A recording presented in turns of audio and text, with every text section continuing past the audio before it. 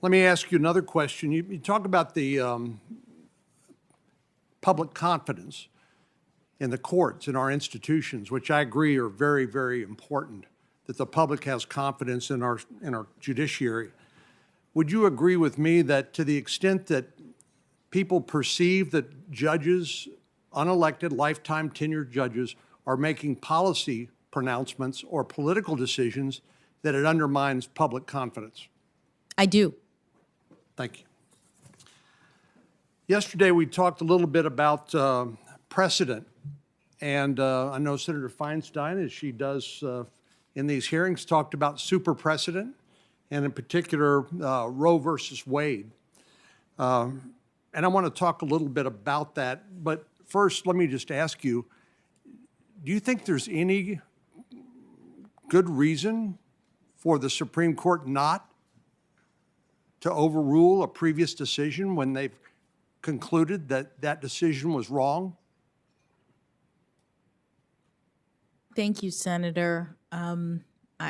Again, it's hard for me to answer that question in the abstract. What I'll say is that the Supreme Court has laid out factors beyond just the precedent being wrong as a reason to overturn it. Well, we talked a little bit about this yesterday. The Supreme Court revisited the issue of separate but equal, which was the law, the constitutional interpretation of the Supreme Court under Plessy versus Ferguson, and overruled that precedent because it concluded it was wrong, right? I haven't looked carefully at whether all of the different factors that the Supreme Court now uses to overturn were discussed in the opinion, but now the Supreme Court's precedent is to overturn on the basis of a number of different factors and not just whether or not it's wrong. So are you suggesting that the Supreme Court could not or would not overrule a precedent that it determined was wrongly decided? No, I'm suggesting that the Supreme Court's case law indicates that it looks at multiple factors. No, I understand. You go through the stare decisis analysis, right? Yes. But if it's wrong, that's one of the factors that you consider, right? Yes, but it's not the only one. So are you suggesting that there may be circumstances under which the court determines its previous decision is wrong, but it will not overrule it? The fact that there are multiple factors indicates that the court looks at more than whether or not it's wrong. Okay. So you would say, if I'm interpreting you correctly, that if the court concludes its previous decision is wrong, it won't necessarily overrule that. It applies a multi-point analysis. Yes, I think that's accurate. Back when Roe versus Wade was decided in 1973, generally speaking, the court said that the states may not limit access to abortion pre-viability, but post-viability, there could be some restriction on the right to abortion. Is that generally the? As a general matter, yes. Okay, thank you. Okay. Well,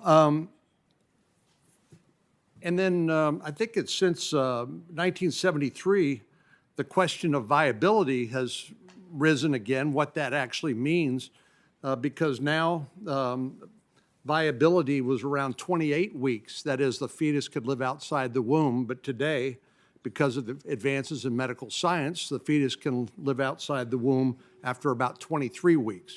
Is that your understanding? Senator, I haven't studied this, so I don't know a number of weeks in the way that you're saying. Well, let's talk a little bit about viability. The line that was drawn for pre-viability and post-viability analysis by the courts. What does viability mean when it comes to an unborn child, in your understanding? Senator, I hesitate to speculate. I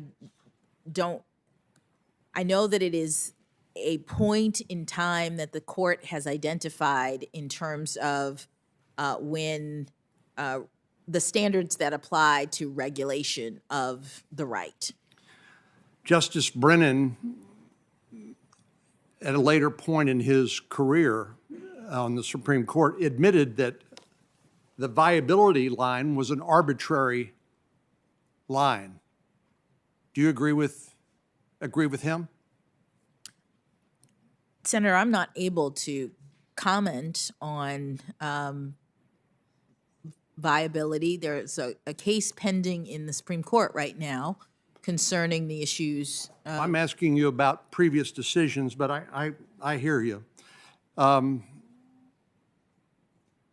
No one suggests that a 20-week-old fetus can live independently outside the mother's womb. Do they? I don't know. I mean, the child will need to be fed or sheltered and all the other essentials to sustain human life. So there's no suggestion that after 20 weeks that a child can live independently, correct? Senator, I'm not a biologist. I haven't studied this. I don't know. You don't know whether an unborn child could live outside the womb at 20 weeks gestation? What I know is that the Supreme Court has tests and standards that it's applied when it evaluates regulation of the right of a woman to terminate their pregnancy.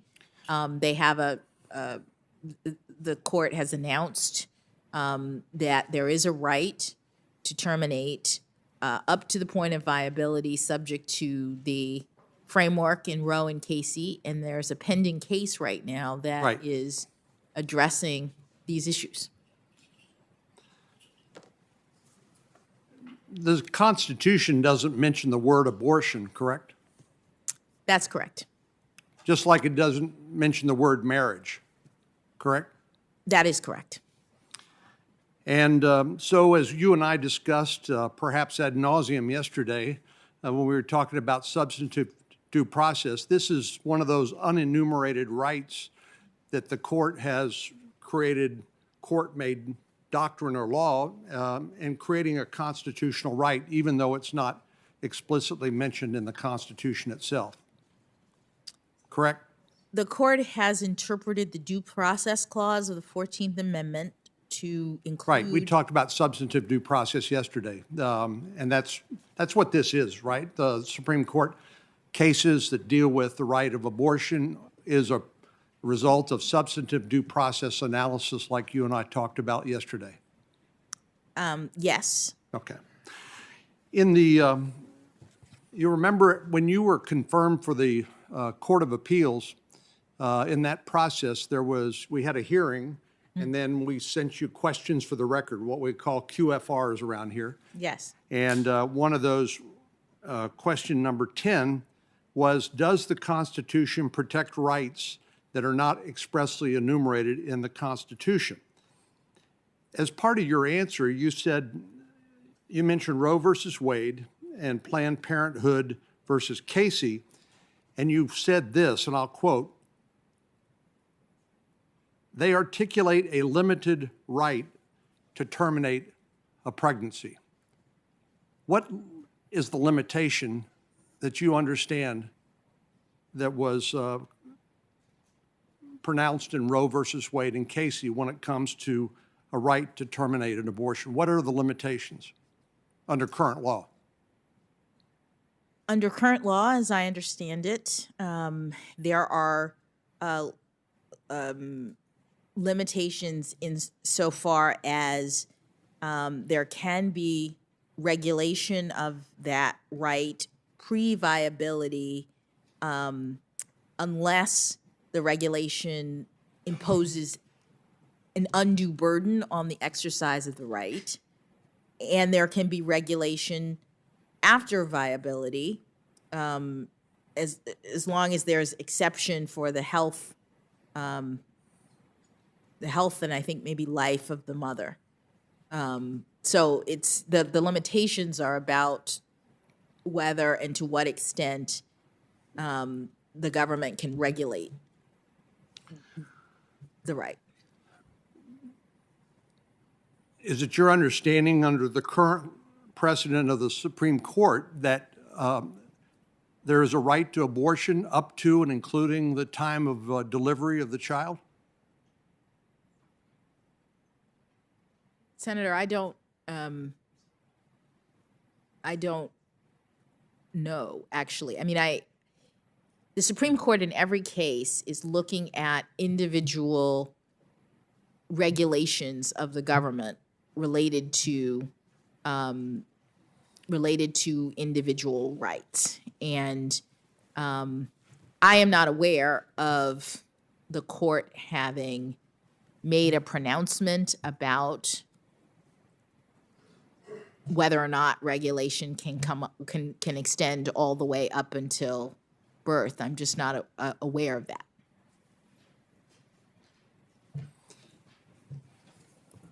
And that it's because the court is looking at individual cases and making its rulings in the context of individual cases and not making